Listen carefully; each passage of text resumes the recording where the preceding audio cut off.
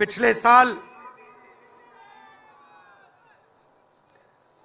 कन्याकुमारी से कश्मीर तक हमने यात्रा की।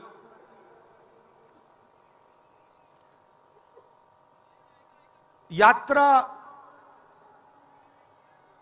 करनी पड़ी। अगर मैं अपने आप से पूछता 2004 में, 2010 में, 2014 में कि मुझे 4000 किलोमीटर कन्याकुमारी से कश्मीर चलना पड़ेगा, मैं ऐसी बात सोच भी नहीं सकता था।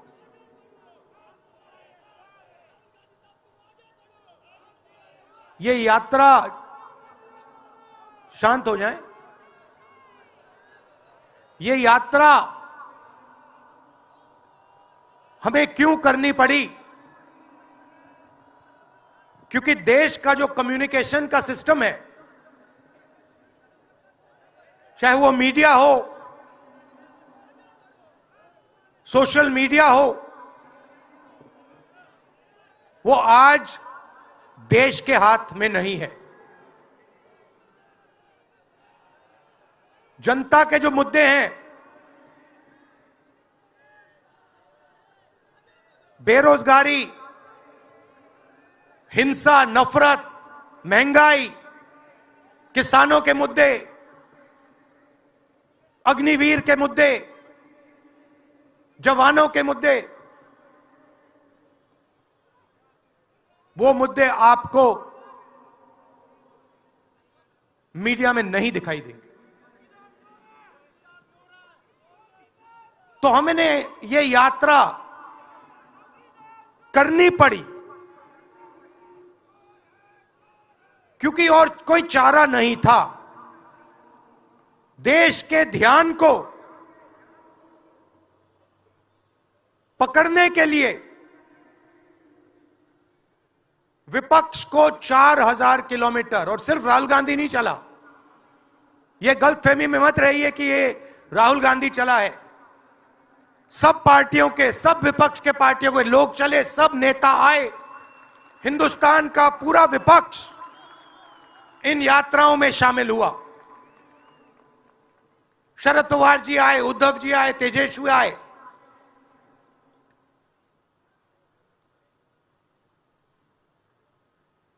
सोशल मीडिया में भी आप गलतफहमी में मत रहिए। किसी ने कहा कि सोशल मीडिया एक रास्ता है, सोशल मीडिया रास्ता नहीं है, उस पर भी कंट्रोल है। अमेरिका की कंपनियों पे दबाव है।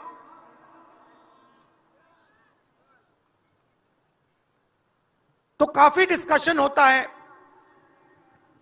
कि हम बीजेपी से लड़ रहे हैं।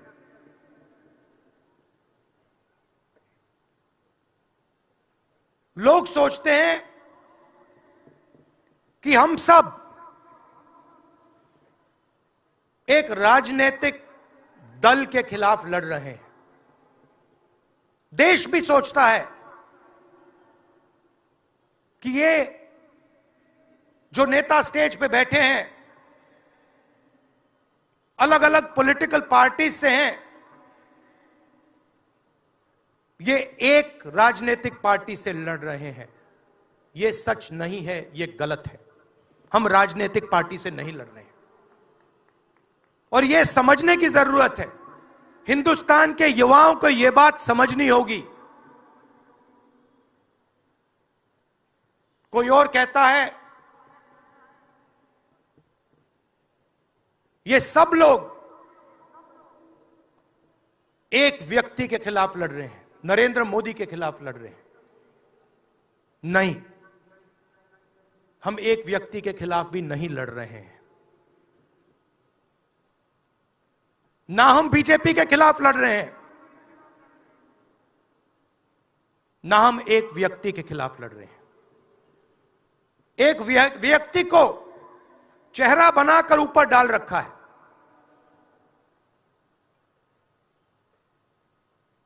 हिंदू धर्म में शक्ति शब्द होता है। हम शक्ति से लड़ रहे हैं, एक शक्ति से लड़ रहे हैं। अब सवाल उठता है, वो शक्ति क्या है? जैसे किसी ने यहां कहा,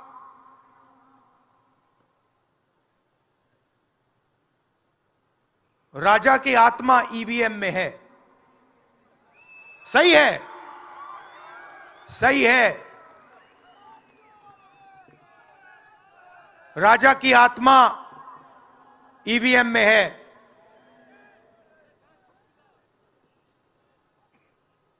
हिंदुस्तान की हर संस्था में है,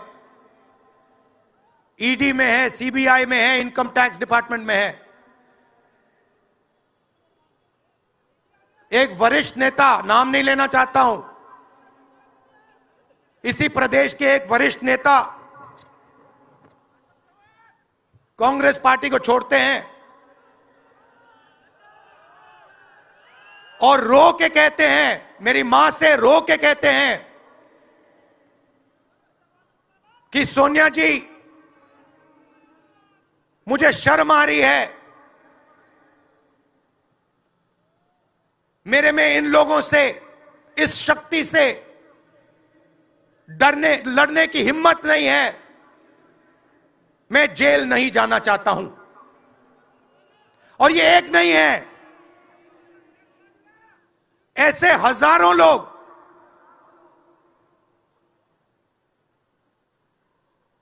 डराए गए हैं। क्या आप सोचते हो शिवसेना के लोग, एनसी के लोग ऐसे ही चले गए? नहीं। जिस शक्ति की मैं बात कर रहा हूं, उन्होंने उनका गला पकड़कर उनको बीजेपी की ओर किया है और वो सब डर के गए हैं।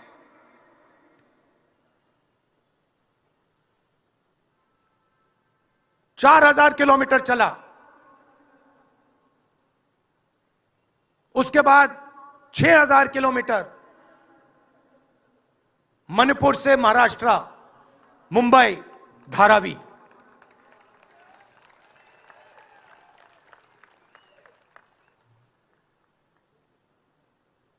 क्या मैंने देखा, क्या सुना, मैं आपको समझा नहीं सकता,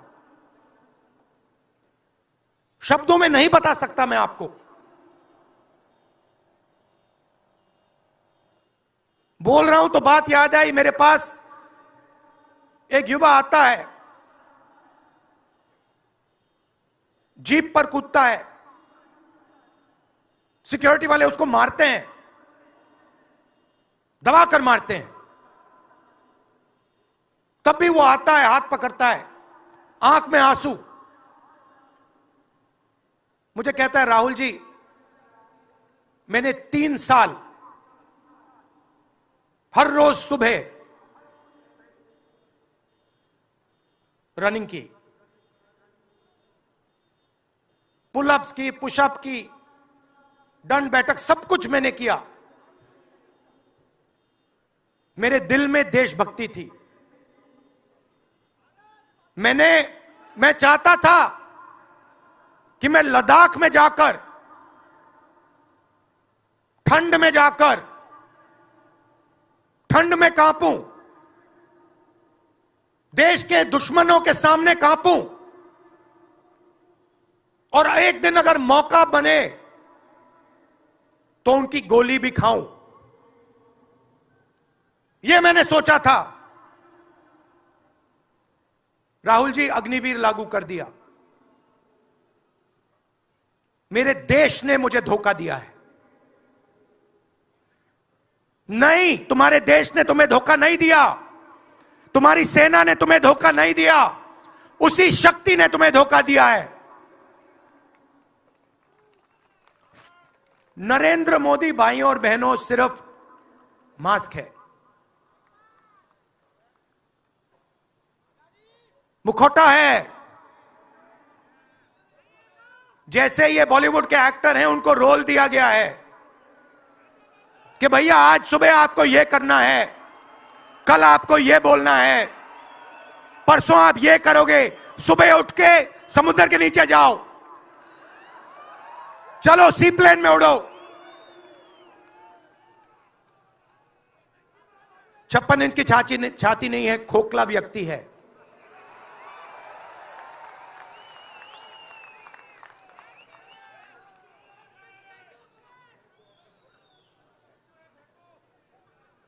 धारावी को देखिए आप। मुझसे पूछा गया कि ये जो यात्रा होगी कहां से कहां होगी। मैंने सोचा, एक बात क्लियर थी, मणिपुर से शुरू होगी। क्यों? वहां पे इसी शक्ति ने सिविल वॉर का माहौल बना रखा है। भाई भाई को मार रहा है, गोली मार रहे हैं, तो शुरुआत तो वहां से होगी। और फिर मैंने सोचा, अगर हिंदुस्तान को नया विजन देना है तो यात्रा धारावी में खत्म होगी। यह हुनर का कैपिटल है, हिंदुस्तान के टैलेंट का, स्किल का, हुनर का कैपिटल है। और इनको यहीं से, मुंबई से, इनके घरों से वही शक्ति इनको उठाकर बाहर फेंक रही है।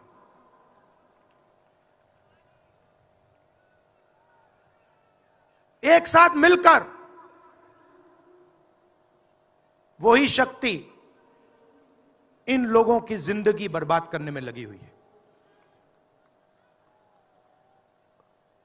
मैं आपको इस स्टेज से बता रहा हूं, चाइना में एक शहर है, उसका नाम शेंजन है। सच्चा मुकाबला उस शहर से है, जो आपको मीडिया में कभी कोई नहीं बताएगा। धारावी शेंजन का मुकाबला कर सकता है। बैंक के दरवाजे इन बच्चों के लिए खोलो, इन बच्चों को सरकार की मदद करो, और फिर देखो ये शेंजन का क्या करते हैं। उठा के परे कर देंगे शेंजन को ये लोग। Made in Mumbai, made in Dharavi, made in China को उड़ा के हटा देगा, परे कर देगा। मगर नहीं, 22 लोग हैं यहां पे, 22 लोगों के पास उतना ही धन है जितना हिंदुस्तान के 70 करोड़ लोगों के पास है।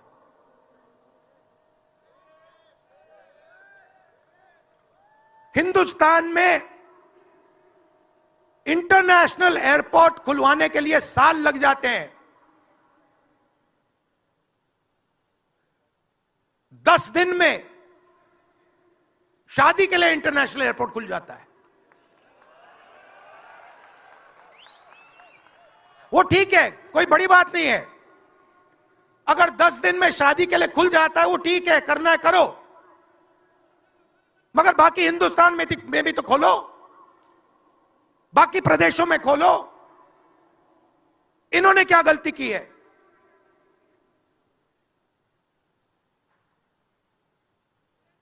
पचास 50% हिंदुस्तान की आबादी पिछड़े वर्ग की है, 15% दलित, 8% आदिवासी, 15% माइनॉरिटी, 5%, 7% गरीब जनरल कास्ट के लोग। मीडिया के मालिकों की लिस्ट निकालिए, नाम दिखा दीजिए मुझे। दलित का नाम दिखा दो, आदिवासी का नाम दिखा दो, पिछड़े का नाम दिखा दो लिस्ट में। एक नहीं मिलेगा आपको। मैं ढूंढ रहा हूं, महीनों से ढूंढ रहा हूं।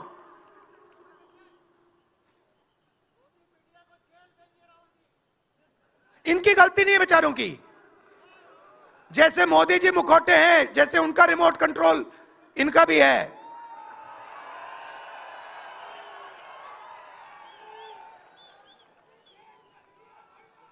मीडिया में कोई नहीं। हिंदुस्तान की सबसे 200 बड़ी कंपनियों की लिस्ट निकालिए, मालिकों की लिस्ट निकालिए। गरीब जनरल कास्ट का व्यक्ति का नाम बता दो मुझे, दलित का, पिछड़े का, किसी भी गरीब व्यक्ति का नाम बता दो, किसी भी पिछड़े का नाम बता दो 200 कंपनियों के मालिक की लिस्ट में, नहीं मिलेगा। 90 अफसर इस देश को चलाते हैं। मैंने सिस्टम अंदर से देखा है, मैं समझता हूं सिस्टम को, इसलिए मोदी जी मुझसे डरते हैं। सब कुछ देखा है मैंने, सब समझता हूं। मैं अंदर बैठता था उसमें, सालों में अंदर बैठा हूं। कोई नहीं छुप सकता मुझसे, और मुझे दबा भी नहीं सकते हैं। मोदी जी को दबा सकते हैं तो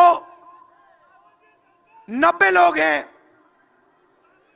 उसमें 3 पिछड़े हैं, 3 दलित, 1 आदिवासी।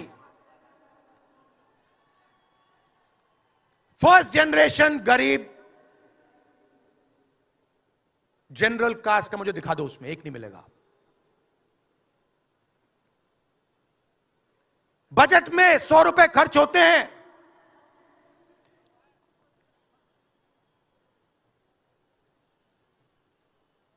पिछड़े, दलित, आदिवासी सबको मिला दो, 6 रुपए का निर्णय लेते हैं।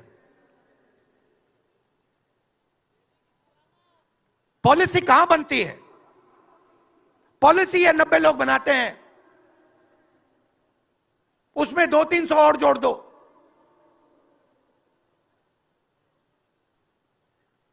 उसमें 50-60 अरबपति जोड़ दो।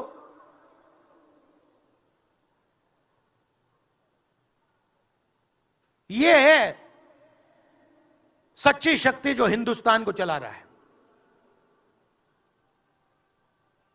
और इससे आप कोई नहीं बचेगा, आप में से कोई नहीं बचने वाला।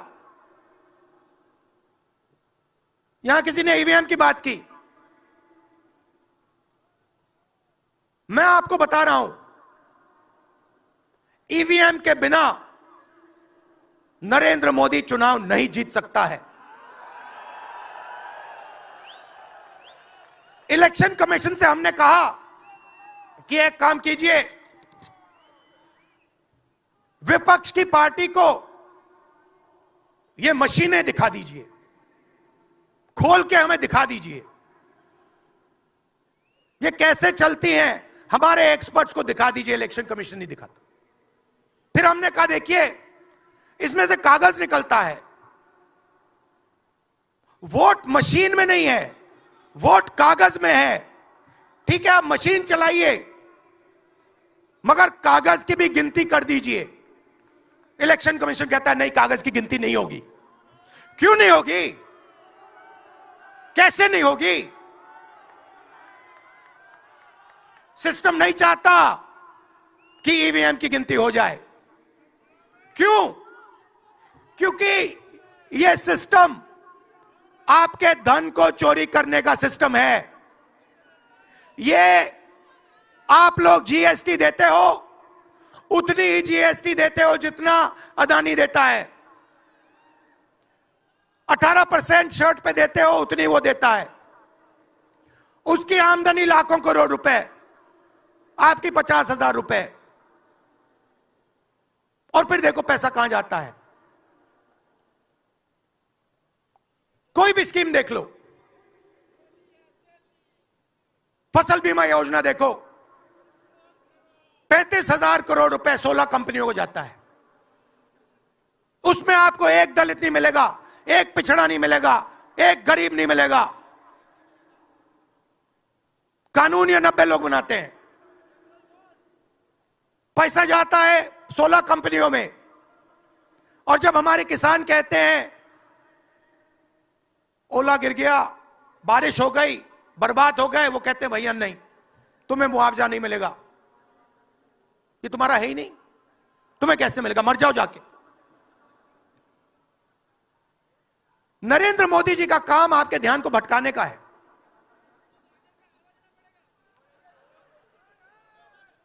कभी आपसे कहेंगे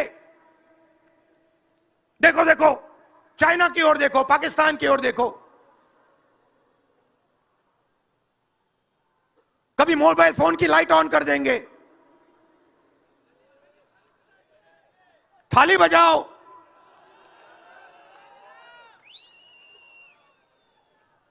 कभी कहेंगे देखो मेरा अपमान कर दिया, जैसे अभी किसी ने उनकी पत्नी के बारे में बोला, अब कहेंगे देखो मेरा अपमान कर दिया, ध्यान भटकाने के लिए। अब देखना होगा।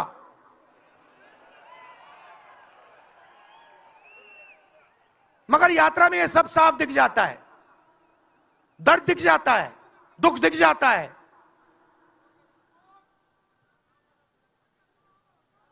चालीस साल से सबसे ज्यादा बेरोजगारी हिंदुस्तान में आज है। मीडिया में आपको एक मिनट के लिए नहीं दिखता।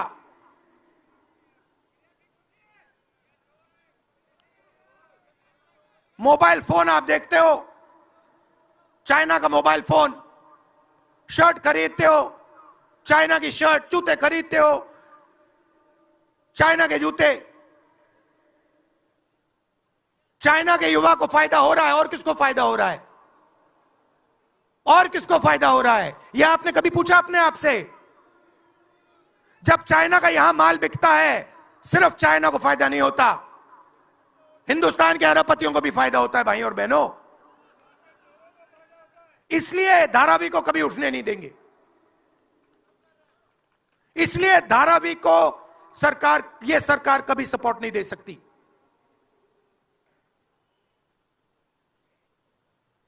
पूरा सिस्टम कंट्रोल में है।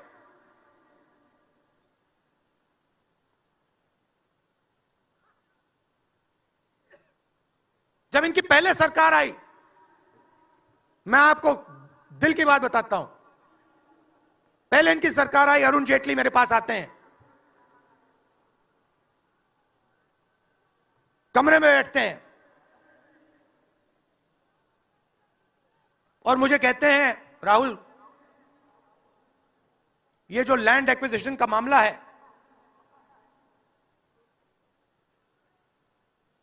तुम इस पर मत बोलो। क्यों नहीं बोलूं? जनता का मामला है। अगर बोलोगे तो तुम्हारे ऊपर हम केस लगाएंगे। लगाओ केस, मुझे कोई फर्क नहीं पड़ता। क्या कर लोगे मेरा? ईडी वाले आए, 50 घंटे बैठा दिया।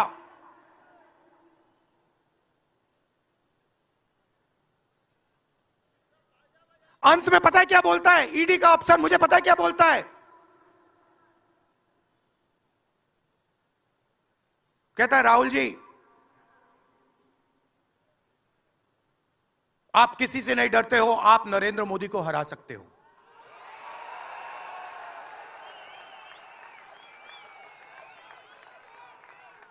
ईडी का अफसर बोलता है मुझे।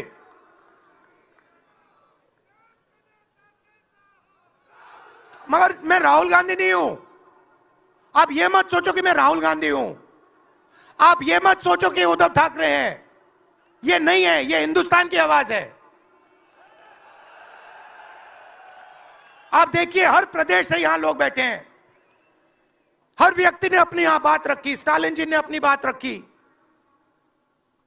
सोरेन जी ने अपनी बात रखी। यह हिंदुस्तान बोल रहा है। नरेंद्र मोदी जी की मीटिंग देखिए, वहां सिर्फ एक व्यक्ति बोलता है।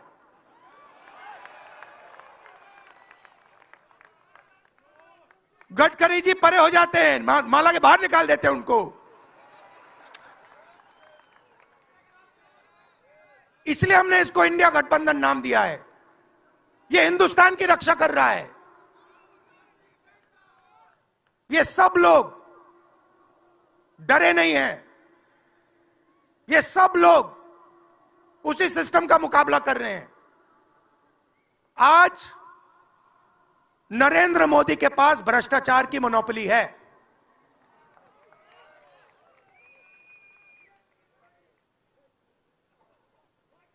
इलेक्टोरल बॉन्ड्स का सिस्टम निकाला। मैं आपको समझाता हूं। यहां पे जो छोटे छोटे सड़कों पे ना एक्सटॉर्शन चलता है, हफ्तेबाजी चलती है ना, वो नेशनल लेवल पे कर रहे हैं ये लोग। मैं बता देता हूं, 4 तरीके की हो रही है। एक, पहले ये कॉन्ट्रैक्ट देते हैं, सरकार कॉन्ट्रैक्ट देगी और सीधा परसेंटेज लेगी। इलेक्टोरल बॉन्ड देख लीजिए, उसमें साफ है। कंपनी को कॉन्ट्रैक्ट मिलता है, उसके एकदम बाद वो बीजेपी को हफ्ता देना शुरू कर देती है। दूसरा, सीधा एक्सटॉर्शन। ईडी सीबीआई भेज देंगे, जैसे यहां पे मुंबई का एयरपोर्ट इनको चाहिए था, ईडी सीबीआई भेजी,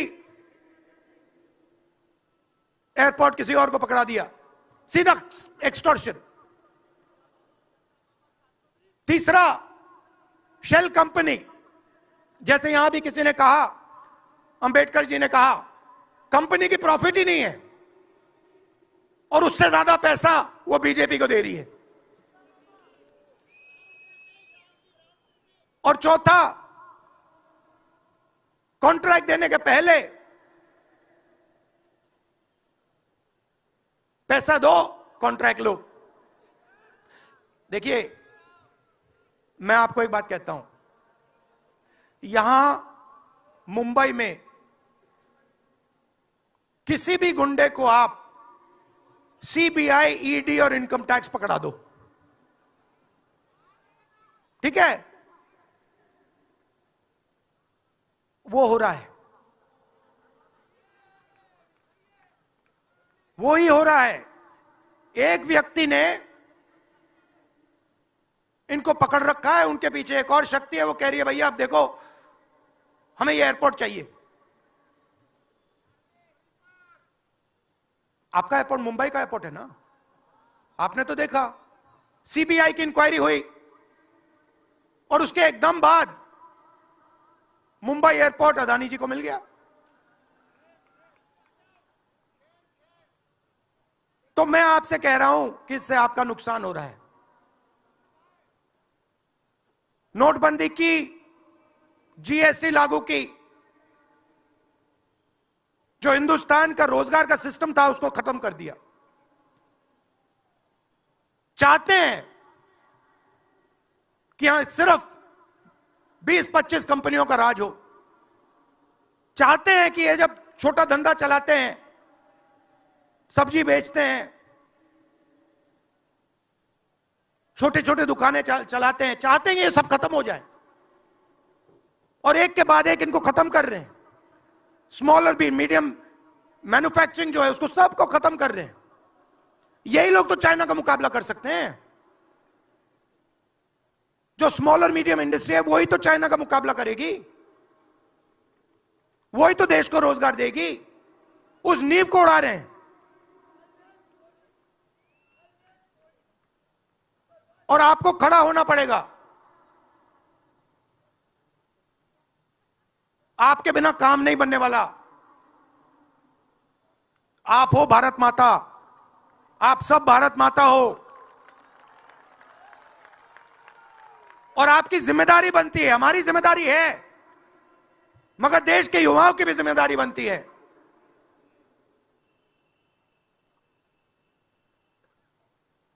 पूरा देश अग्निवीर के खिलाफ है। मैं 4000 किलोमीटर चला, एक युवा ने मुझे नहीं कहा कि अग्निवीर अच्छा लगता है। वो जो रो रहा था मुझे कहता है राहुल जी मैं नहीं जाऊंगा,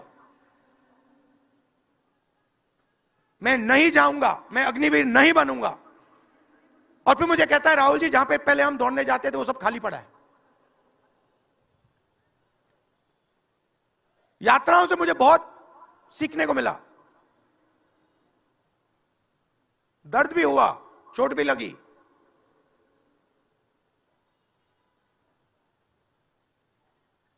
मगर जो प्यार मिला, दिल से जो प्यार मिला,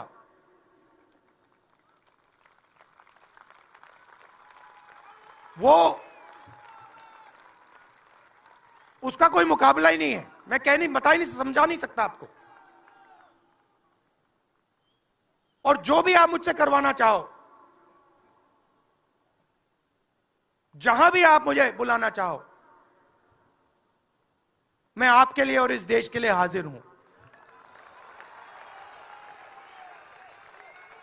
यह नफरत का देश नहीं है, यह मोहब्बत का देश है। नफरत जानबूझ के फैलाई जा रही है। नफरत इसलिए फैलाई जा रही है कि आप अपना ध्यान इधर उधर करो और आपके जेब में से आपका पैसा लूटा जाए, छीना जाए।